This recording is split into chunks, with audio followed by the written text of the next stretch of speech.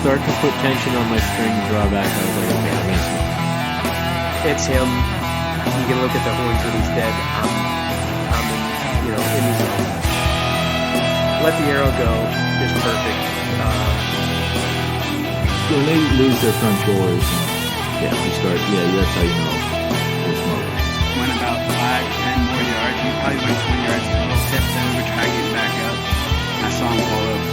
We rushed 14 rods that night. We got like 156 and something like that. And then the next day we came up to 163 even.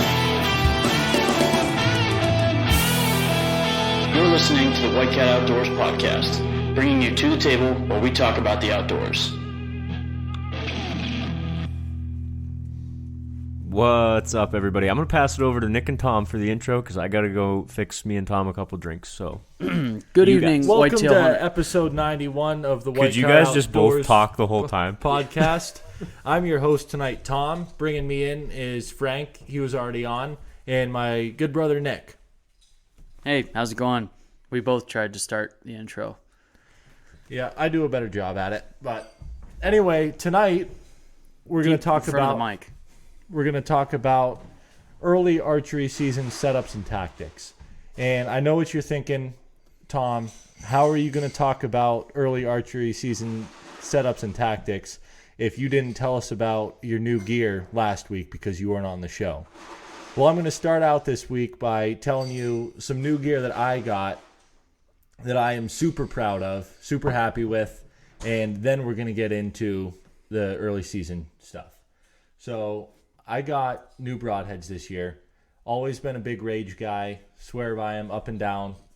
What do they say? It's like throwing an axe through the animal or something? I heard somebody say that one time, but I don't know if that's not an official rage. No, but that's literally what it's like. And you get great blood trails. Big fan.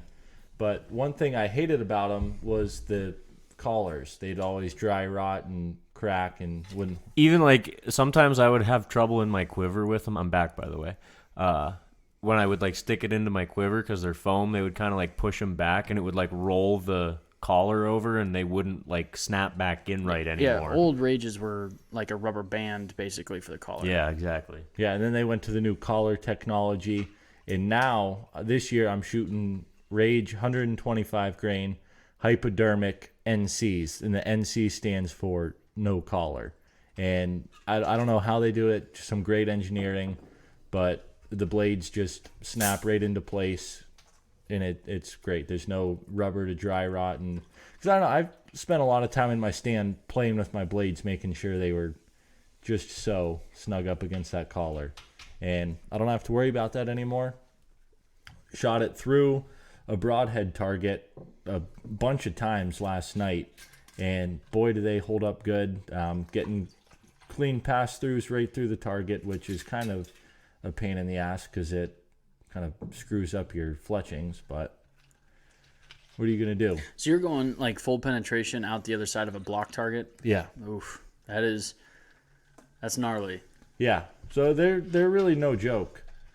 But the blades hold up perfect. They snap right back into place. There's no dents or bends or anything. So I'm super impressed. I'm excited to see what they do to a deer. Yeah, I'm definitely excited to see how that goes too because like I haven't shot rages in a long time and they've definitely come a long way since when I used to shoot them. Yeah, for sure. They always leave a heck of a blood trail though. Yeah, they cut a hole. As long as you make a clean hit, yeah, it's nasty. Yeah. How long are you going to stir that, Tom? Until it's good and mixed, Frank. Until it's good and mixed. But anyway, so that's my new gear on the year. That was a good rhyme, unintentional. But now we're going to get into, as I mentioned, early season setups and tactics, tricks, whatnot, because as you all know, right around the corner. We've got T-minus 2.5 weeks. Like this episode and one more. And We're if we play our cards right, we might even, if we get opening weekend, we might have to do an emergency deer camp series. Saturday night. Yeah. That'd be wild. Or Friday night when I go to New York. But yeah, me and you will definitely get it done Friday night. Tom says he's getting up there. I was there last year. I don't know. Drew back on a doe, actually. Big old meat doe. She busted me. bitches. Yeah. So, Tom, while you've got the ball in your court, run us through, you're going to meet us up in New York. It's early season, first night.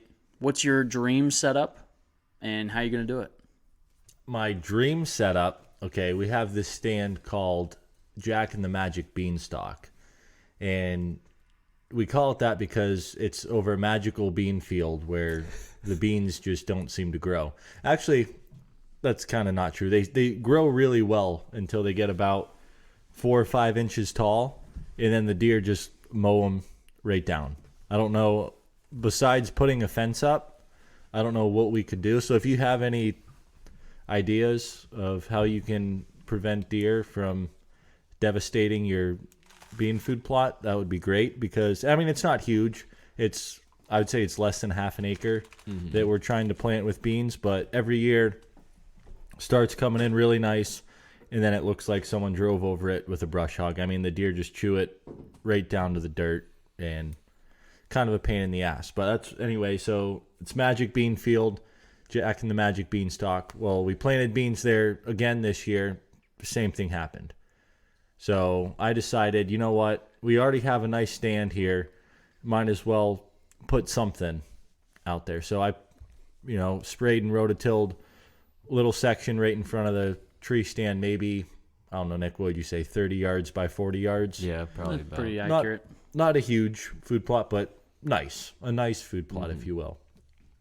And in there, I underseeded it with clover, and then I planted winter mix, which has turnips, brassica, I think beets, and some brassica. Did you say brassica already? Yeah. Well, there's brassica. Dive, dodge, dip, duck, and dodge.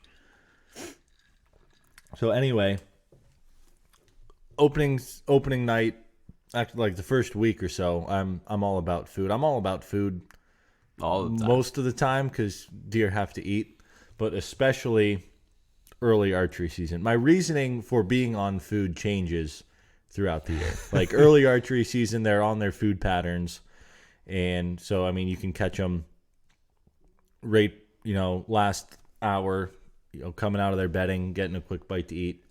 And another thing that helps is we put conceal up, which I was kind of skeptical on how this stuff was going to work. And it grew probably, 6-7 feet tall? Yeah, it's taller. Yeah, you can't see our food plot from the road.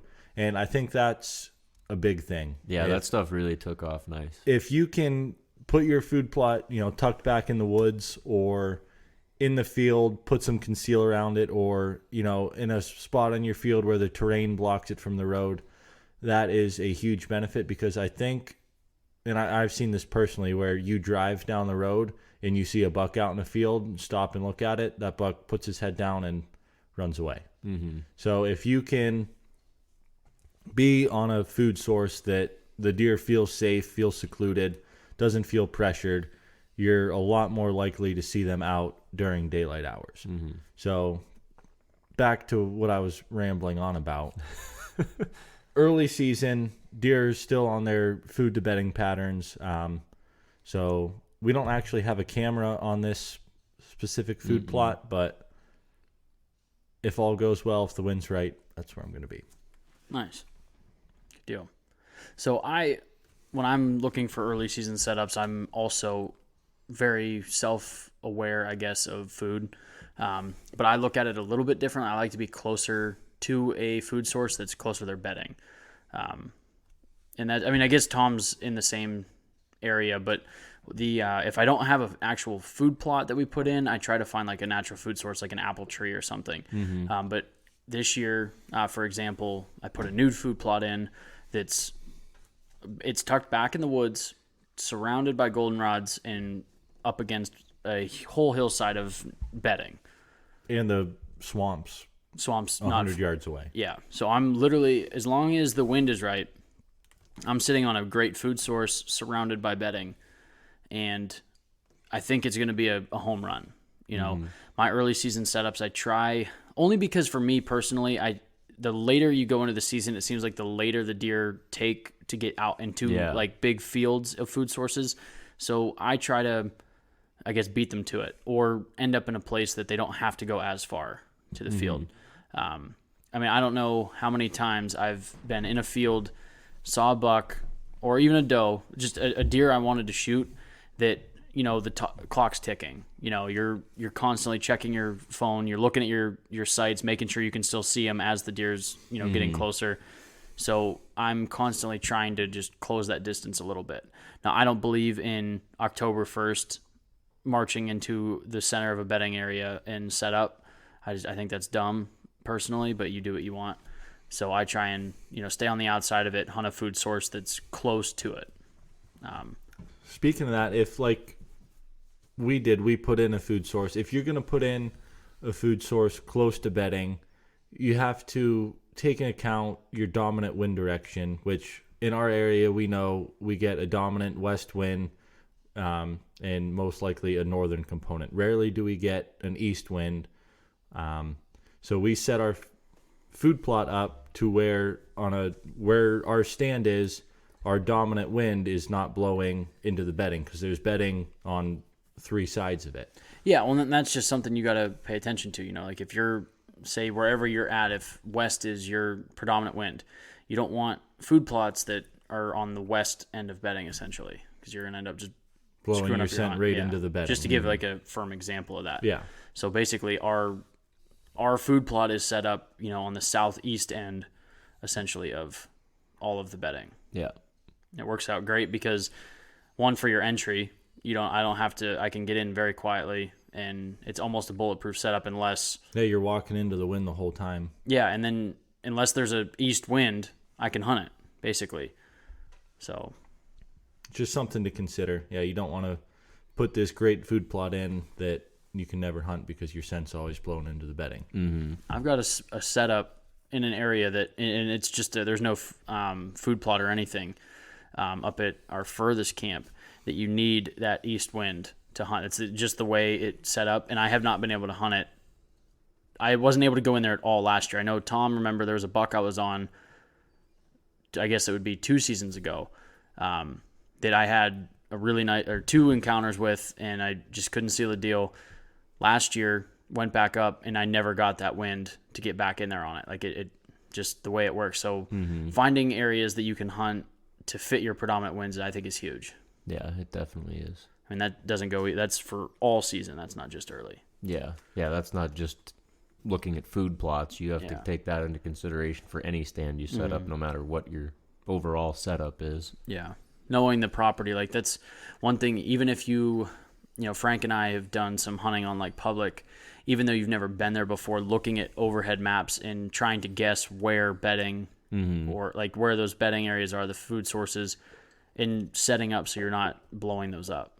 Yeah. So There's nothing go ahead. worse than blowing up a good spot opening week. Yeah, Or that really... listening to a doe just Blowing. snorties all night long. Yeah, that's the best. Nothing makes me want to shoot a doe more than a blow. Well, we had this one doe out at the farm last year, and I'd never seen anything like it. Are you But- talking about that limp-eared doe that's back this year? No, that's up at the headquarters. This is the one out at Dad's farm that will be like upwind and still snort and stomp and smell. I don't understand what it is. You could have the wind, you know, She needs an arrow. hitting you directly in the face, and she's 60 yards upwind, and she'll put her nose up in the air and start snorting. I'm like, You bitch. yeah. Have you thrown any milkweed out just to see what, like, if you can pick up any sort of currents? Like, it's definitely, like, it's not Yeah, it's swirling going around. 180 from where that deer. All right, yeah, doe's because I mean, standing. like wind direction. I mean, you know, I'm not saying this is you don't know this, but like, you know, sometimes the way that food plot's set up is it's like at the bottom of a field, and then almost at the corner of timber. So sometimes your scent can do some funny things down there. Yeah, it'll swirl a little bit as the wind comes into the trees. Yeah, but if you're throwing milkweed and it's going the other No, way, because I've encountered this doe multiple times, yeah. and she's picked me out in the hardwoods in the food Okay, plot. so you're not even talking just a single. No, like- I had 3 encounters with her last year, That's and she's a tough. big old mature doe, probably one of the bigger does I've ever seen, and yeah, she's got a sniffer on her. on the hit list this year. Get her done Yeah, early. it's a pain in the ass. I don't know how you could do it. I think you got to do it in rifle season. Or just get lucky. Yeah. Catch her when she's got a cold. Maybe she's got COVID. Yeah. I heard something about deer getting COVID. I did. I was just gonna say. I heard. I didn't read anything or hear it from any sort of legitimate source, but Well, the internet is legitimate. well, Frank. I didn't even see it on the internet. Some guy at work was like, "I heard deer get COVID." I'm like, "Oh, okay." Could And you that was- imagine if like deer didn't have scent, like they couldn't smell? Probably be a lot easier to Yeah. hunt 'em. I mean, think about how like Well, I feel like if it's like if someone's blind, their hearing gets better, or something. Yeah, but I mean, if like, they a don't have deer- a one deer sense, can't, like- it'll heighten another. a deer can't see that well. Like they can see movement very, very well. Yeah, But like their overall vision is not 20/20. yeah, So I think if you got rid of their scent, I think it would. yeah. Definitely be a lot easier. the turkeys, flip. Yeah, but could you imagine if a turkey could smell? That'd be nuts. Yeah, Yeah, you'd never kill one. it'd be tough. It'd I be have very a, tough. yeah. So you gotta have. I mean, deer really they can hear really well. They can see the movement's the big thing. I don't think Yeah, deer aren't going like if you're not moving. Like we've said this with camo a lot. Like they're not gonna times. pick you out. Unless you're moving. They, they don't might see, see that. something and they'll look for a second, but if you don't move, they will go right back to what they're doing Yeah. and they won't care or look again. So there's that. So, Frank, what's your early season setup? Well, up in New York, I'm gonna hunt pretty much the same spot I always hunt up there on my little part of the farm. Got apples on one side, swamp on the other, little food plot that Nick just put in. It's a beautiful spot. Excuse me? Nick's idea, Tom implemented. Actually, no, wait. I rototilled it. The first time. Yeah, it was a group effort. Is Yeah. what it's coming up to. Yeah, it was group effort, but it was Nick's original. I don't know idea. where he got that idea because 100% it was that mine. was not. Anyways, besides the point.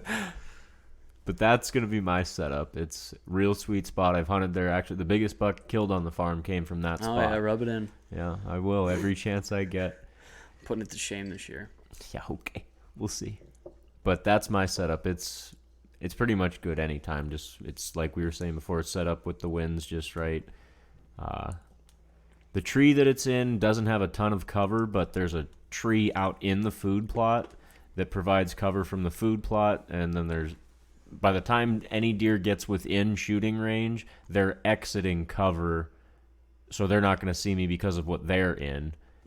And then by the time they step out, I'll Yeah, there's have the plenty shot. of opportunities to get your bow drawn. Yeah, before they're in a spot you can shoot them. So sometimes And you it's got to just take that into consideration. It's not unfortunate. just cover in your tree; it's cover where they're at. Yeah, I mean, and if you think about it, there's not much opportunity. There's no. It's not like there's only really one tree that you can use there. Yeah. So it's So sometimes you got to make it work when you don't have a lot yeah. of If that's options. the tree you got to be in, that's where you got to be and make it work. Yeah. So Yeah, and for PA, I've been going back and forth with myself because every year I hunt like the first week solid. I usually hunt this one bean field, and every year I see nice bucks, but I haven't been able to capitalize on anything just because the field's so big. It's really hard to know where they're going to come, and I see bucks come from the same buck will come from a different place every night.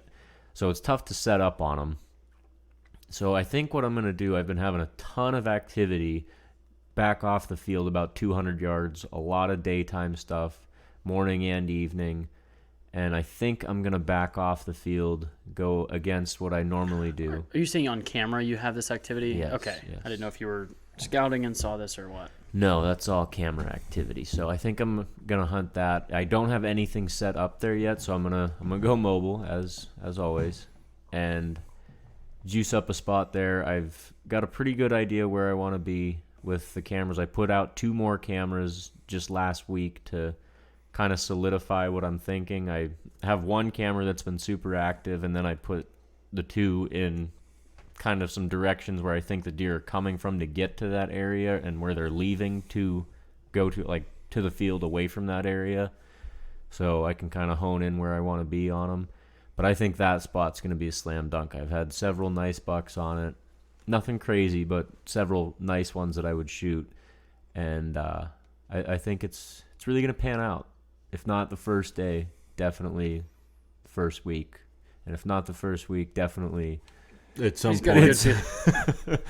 Have you been able to put a pattern together on any of these bucks? Like, have you taken the time to look at the pictures and see, like, what the temperature is or what the wind direction is when you're seeing them?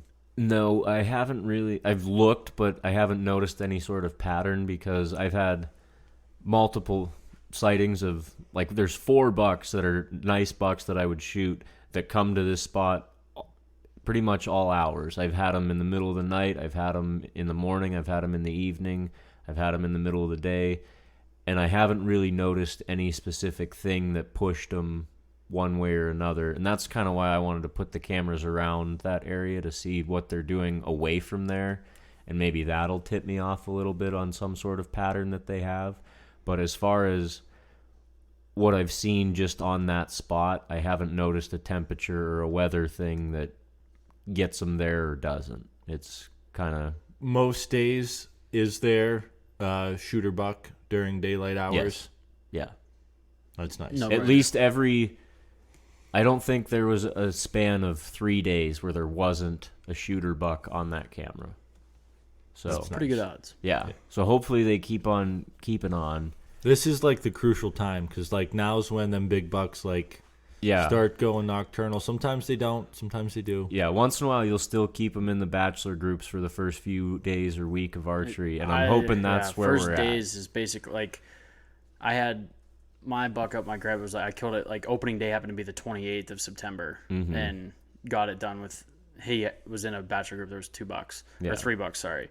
Yeah, and the nicest buck that I have on camera, actually I shouldn't say the nicest one I've had on this camera, has been running with 2 other shooter bucks, and they're not always together. Sometimes I'll get the other 2 bucks without him, but a lot of the times I get all 3 of them together. So sometimes they split up and come back together. And Are they all hard horned now? Have you checked? yeah, they're recently? all hard horned. Yep, I've had all of them hard horned. And you made me nervous when you watched a deer get. You didn't watch it, but you saw a deer get hit right there by that It property. was probably a mile, but close enough to where. Yeah, it could have been a deer that frequents the property. Yeah, a mile's not very far. Have you gotten the buck we were worried about it being on camera since? The biggest one I've had, I have not had. Ugh. But I only had that one twice, like before that, like quite a bit before Tom saw that deer get hit, and I didn't have him since. Okay. On any camera, and it wasn't on that spot. It was. What makes me nervous is that it's a pretty big chunk closer. of property, and it's on the side of the property where Tom saw that deer get hit. So, but I mean, it's tough to say. You never know. Feel better saying it's still out there. Yeah, that's what I'm keeping it with. I remember. But there are other shooter bucks that are getting me excited, so it's not like It's a shit feeling. It I remember is. a couple years ago we had that really big 8 we were after, and we were putting a game plan together with my grandpa about how we were going to get this deer down. It'd been 2 seasons we've been after this thing, and it was tough. And basically Yeah. we were putting a game plan together, and then I get the picture of it dead. Guy up the road or across the street, basically. Well, I guess in the same block, if you will. Yeah. Got the buck, and I mean, kind of a tragic ending, but at the same time, very happy good about ending, the yeah. guy that got it. So happy for him. So I actually won't give out too much info, but I worked with this guy, this last year for a little while, and got to see exactly where that deer was living and how he killed it. So it was a cool, that's definitely good like, info for future. yeah, because- sealing, like putting, so we had 2 years of pictures, seeing this deer, daytime and night, trying to figure out, trying to pattern this deer, and putting the final, he shot him from where he was bedded, and it was just putting that final piece to that story was, I was able to wrap a lot of things up, and remarkable how far this deer was traveling. Yeah. Even Every though, day. Yeah, even it was in the same block, seeing where that deer was bedded and knowing where we were getting him on camera. And that's not an easy block to get through. It's No. not, there's some pretty good ravines through that block, so he didn't have a nice easy walk across a bean field to cover a mile. Yeah. I mean, and just to have pictures 15 minutes after sunset on our piece, now knowing where he was bedded, Mm-hmm. he was, moving through a lot of daylight. Yeah. So like I said, it was. He was a learned very lot. killable buck. If you had access to The where right he was pieces, traveling. yeah. Yep. So it was neat to put those final pieces together. So I guess the reason I'm saying that is if you're after a deer and the neighbor kills it, if they're willing to give out info on how it was done, you can learn a lot for future bucks. Yeah, because we've said it 100 times on here that 9 times out of 10, when the biggest buck gets killed, the next big buck's going to move into his pattern. Yeah. And they'll run the same area. There's a so reason if you he got that big. Yeah. And it's because, his plan was near bulletproof. Yeah. So if you can put that piece of the puzzle together and say, okay, that's where he was, so odds are there's going to be some other nice bucks trying to move this same pattern roughly, and then you can close that gap. Like you said, you put the puzzle together and said, okay, he's moving through a lot of daylight to get from point A to point B. Yeah. Where can I set up? Because we were, actually on the other side of the road, he's getting, so we had access to certain areas where you could have had him in daylight. So, like I said, for future reference, now knowing that part of the puzzle, and it actually took me over a year to get that information, but, It's still good You got information. to log it and keep hold of it. So, that's, I guess, another little Tips and tricks. Yeah. Is don't 100% just hate when you don't get your target buck or somebody else does it. Try to learn from it if you can, because it puts the pieces together. And sometimes it's just dumb luck, but even if it's dumb luck, it happened for a reason there. And if the person paid any amount of attention to what went down, you can learn a lot from it. Yeah, the one piece that I hunt a lot, we never find sheds on the piece. And the neighboring property, the guy finds every big buck that we have, he finds their sheds on his property. And he doesn't have near the property that we do, but for some reason, that's where they go to shed their antlers. And for late season purposes, I'm sure they're over there in that time frame when they still have their horns during season. So you can kind of move around the property and make your plan based on what your neighbor is seeing. And like you said, even if you get it a year or two later, it's still going to hold true. It's relevant information unless... And I think that piece might change because I said before it got logged really I was heavily. just about to say, unless drastic changes are made to the property, your travel corridors, where deer winter and summer is going to be the same unless some crazy changes happen. Yeah, happened on that property. So I definitely anticipate a lot of changes for that, but we shall see. Yeah, it's important to know where your deer are going in the wintertime, especially if you do hunt up through January, where they're going to be, and even just putting that piece together. Like, just because you're not getting pictures of them, in October, I guess if you're on the reverse side, you might not ever get pictures of deer in October, but your piece for whatever reason is where they come late season. To maybe not hunt your piece so hard until late season hits. So yeah, definitely pays to talk to your neighbors and not be an asshole. I 100% agree with that. You got to have a good relationship with the neighbors. You don't have to give up all your information, but I think it's, we always, if there's a buck that we're after, trail camera pictures, once it's dead, you give all the information. It's one of the, nobody in the area knew about this buck. Once it was dead, we found out. Everybody knew about it. We knew about it. He knew about it. Other neighbor knew about it. It's just the way it works. Same with our trail camera pictures. We post some stuff, you leave some stuff.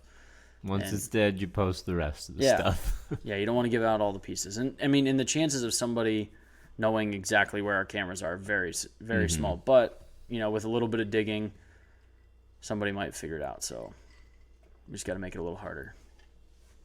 Yeah, definitely.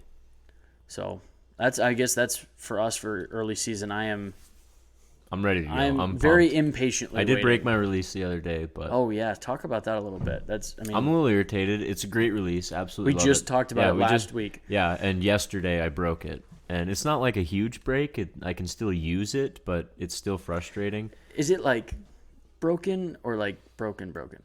It can be fixed, but You're not getting the movie reference.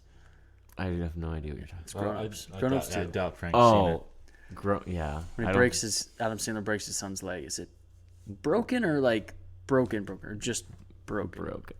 It's broke, like 2 pieces. Yeah. There's just a set screw that goes in and holds this one piece on, and somehow the screw. I shot my bow, like I touched off the release, and then I went to go retrieve my arrows. And when I started walking, I had the release in my hand, and I felt a piece like hit my finger, and I looked down, and the one piece of the release fell off. I'm like, what the hell just happened? And I thought the screw just backed out and it fell out. So I pick it up and I'm looking at it and I'm like, what the hell? The screw literally snapped inside. So half the screw is in the one piece, half the screw's in the other. I'm like, how does that happen? It's not like I'm torquing on it that much, but I'm upset. So I'm going to have to get a hold of the company and see what they can do for me. If not, I got to fix it myself because I'm not buying another one. They're kind of expensive. So I'm either going to fix it or get a new one from the company. So we'll see what happens with that. Stay tuned for a later episode on that. Wild. I have not had any.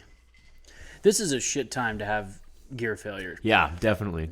Especially release. Yeah, You well, know? at least I got a couple weeks to figure it out. It's not like it happened the day before. Yeah. That always makes me so nervous because I hear of guys that carry spare releases, and to me it just seems redundant. But then seeing you break a release, it's like could have happened infield. Yeah, exactly. So I don't know, maybe carry another release. Maybe. It's a half tip. Half a tip. Yeah. Because I haven't sold myself on it yet, but guess you could always just do the old 3-finger. Yeah. That might change your knocking point a little bit. Yeah, probably. So I guess we'll wrap it up there, boys. Season needs to get here ASAP. I'm real ready to over get it in the not being woods. archery season. Yeah, we've done all of our prep work. We've put the time in, scouted out some pieces, planted the food plots. We just Replanted the food plots. Yeah, replanted. Yeah, we are ready to go. So Before you tell them to get outside, if you guys at any point during the season, doesn't matter who you are, where you're at, any state you want, if you guys are listening and you kill a deer, get a hold of us. We have the deer camp series every week. So if you I'm kill hoping, we got this community of guys that like to tune in and listen, and I know they're all killers. It's just you don't listen to the White Cat Outdoors podcast unless you're just a straight up killer. I know exactly. So when you guys do kill, get a hold of us. We're gonna get you on an episode, and we're just gonna keep pumping out deer camp series till the season's over. If that's 1 a week, 2 a week, I don't know, whatever. Depends on how well you guys do. Yeah, this is all on your shoulders. So if you want an episode every week, you guys got to perform. Yeah, I put all the weight on Tom and Frank last year. Yeah, you did. Till the end. It was the grand finale, if you will. Yeah, it was. So I guess on that note, like Frank said, get a hold of us when you guys kill, and you guys know what to do. Get outside.